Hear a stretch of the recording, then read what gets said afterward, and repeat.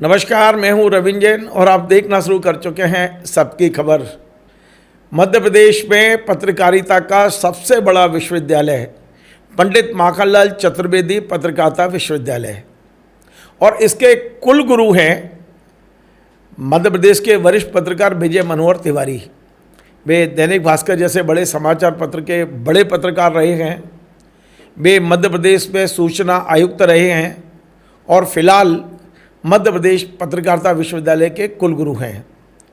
उनका एक बयान इस समय पत्रकारिता के छात्रों के बीच में बड़ा चर्चित हो रहा है। कई लोग इसकी प्रशंसा कर रहे हैं और बहुत से लोग इसकी आलोचना भी कर रहे हैं। अब क्या मामला है मैं बताता हूँ। दरअसल पत्रकारिता विश्वविद्यालय के कुलगुरु का ये मानना है कि पश्चिम बंगाल में सरकार बदलना एक तरह से शुद्धिकरण हुआ है। पश्चिम बंगाल का शुद्धिकरण हो गया है और कोलकाता का भी शुद्धिकरण हो गया है।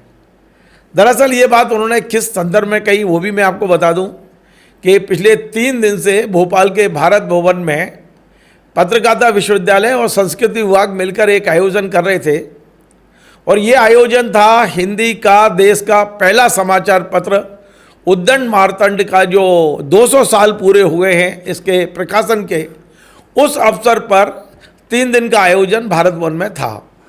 और इस आयोजन में कुलगुरु विजय मनोहर तिवारी जी का ये कहना था कि हम कलकत्ता उस भूमि पर जाके प्रणाम करना चाहते थे जहाँ से इस समाचार पत्र का प्रकाशन शुरू हुआ।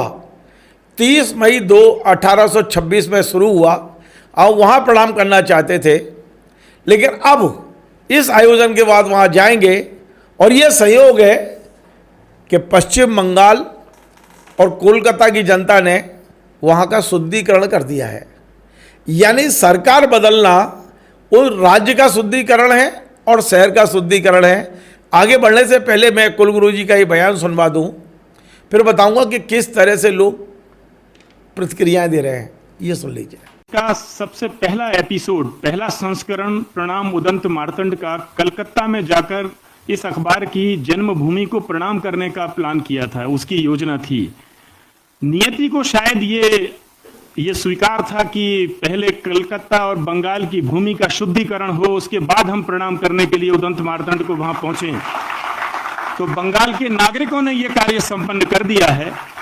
इस कार्यक्रम के बाद अब हम अगली बार वहीं जाने वाले हैं। अब ये जो कुलगुरु जी का बयान है इसे लेकर आप सोशल मीडिया पे चले जाइए।